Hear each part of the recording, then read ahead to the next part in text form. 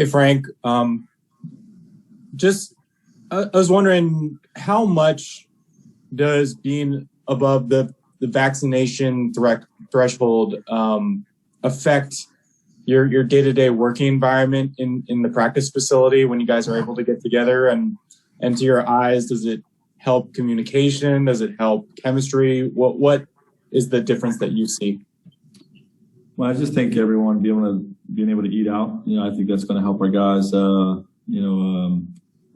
that chemistry, that you don't really get when you're not doing things like that. I think the biggest thing that we've experienced this week is our ability to use our film room, our theater room, which we haven't had all year. We've been doing film sessions on the court, and it's a better teaching, learning, sharing environment, in that theater room. So I think that's a tangible difference. And obviously, you're not having to wear a mask in our practice facility when I practice. Helps with communication as well. So, there's just a lot of things that, just lightens the load. This is a highly intense time of year. And, for us to be able to do more normal things, I think it definitely helps. Dan? I think if you're looking to eat out, we're serving leftover pot stickers here. It's five-star dining for sure. How's KCP doing? Was he able to do anything on the court today? What's kind of your expectation for him tomorrow?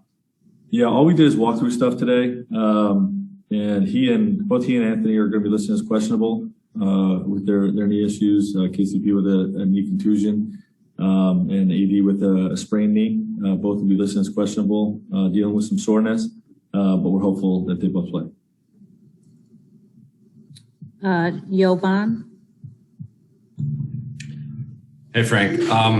All season, we've kind of talked about the ups and downs and having patience and sort of the confidence in the group. Does it feel like that vision that you had for the group's potential and them gelling and everything kind of just fitting together, is that starting to form? And are you seeing that now in the playoffs and sort of the best case scenario of what this could be? It's starting to trend in that direction. Trending, yes, but definitely don't feel like we're there yet. Even though we were able to build a pretty big lead in the second half against Phoenix, a lot of areas that we can still build cohesiveness, be more tied together with what we're trying to accomplish, especially offensively. And, don't feel like we're there yet, but it is trending in the right direction, and I do see glimpses of what we look like at full strength with the perimeter speed, the size that we have inside to dominate the boards, and to give a presence defensively in the paint. The 3-point shooting hasn't quite clicked in, but that's there. When we move the ball the right way and we execute our spacing principles and our reading principles. So there's glimpses of it coming together, but don't really feel like we're there yet. Eric? Yeah, Coach, along a similar thing that Jovan asked. The ups and downs of this season, the adversity, how much did that kind of lead to the effort in Game 3? And you mentioned it, you don't feel like you're there yet, but can you sustain kind of the way that you played in that Game 3 contest? Well, that's the hope. We're doing it on both sides of the ball, and we're going to have to do it on both sides of the ball to win Game 4, which is our only focus. And, when you see it and you feel the energy of our group, even the guys on the bench, rooting our guys on and having that type of supportive chemistry, it feels good, and it is a little bit of a glimpse of where we're going and who we can be. So, I don't think that, the way that the regular season ended, we're going to be comfortable with where we're at from a cohesion standpoint this early into the playoffs, but we're going to keep grinding each day and try to build that. BT? How you doing, Frank? BT? Good. In light of KCP's health issues, how does that affect your use of Wesley Matthews going forward? Well, hopefully KCP is a go, and we'll continue to keep guys in their normal roles. But Wes has played really well. Really provides that that toughness, and edginess, chippiness on the defensive end. And, you need that when you have elite playmakers like we're going against and Chris Paul and Booker, and even the way Cameron Payne's playing. So you definitely need that. But, he's just another weapon for us, to throw out there and help solidify us on the defensive end. And, as you saw the other night, offensively knocking down a couple threes, always helps. Wes is a great two-way player. And, whether KCP's in it or not, we expect him to contribute in this series. Okay, we have two more questions and then a follow-up from Dan. So we'll go Bill Oram. Frank, it's good to see you. I am. The fact that you guys are up 2-1 despite shooting sub 30% from three throughout the series, do you draw some confidence from that? And what does that say about kind of how well everything else has been working, especially over the last two games? And what kind of confidence does that give you for when shots do inevitably start following and kind of progress to the mean?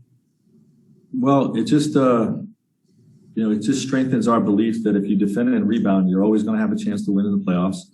And with the offensive firepower that we have on this team, we have a chance to do something special, but it starts on the defensive end. We're holding up on that side of the ball.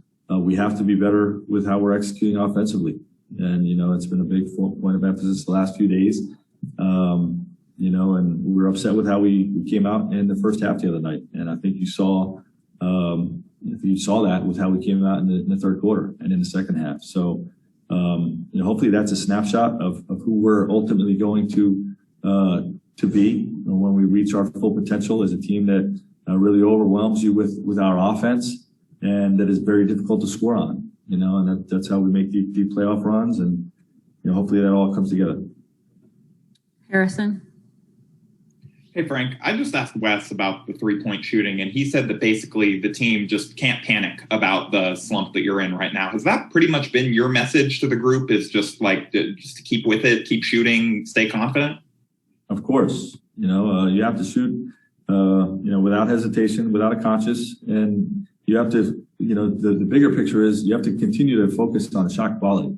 You know what I mean? And that's what we're really putting our focus on. Is, if we execute better, the quality of shots goes up and the shots will fall. We believe in the numbers, we believe in our shooters that we have here. And, if we execute, we pass better, read better, space better, screen better, all those types of things, we'll just generate higher quality looks. And, we believe it'll come around.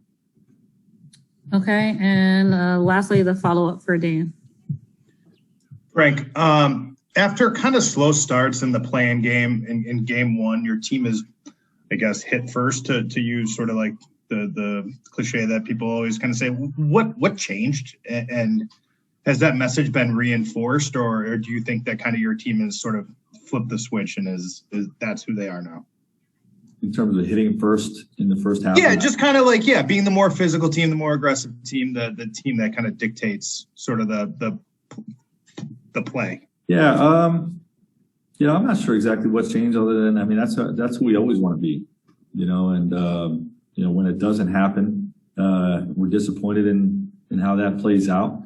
And, the last two games, we wanted to have that mindset to be the aggressors and be first to 50-50 balls, be the harder playing team, change ends harder.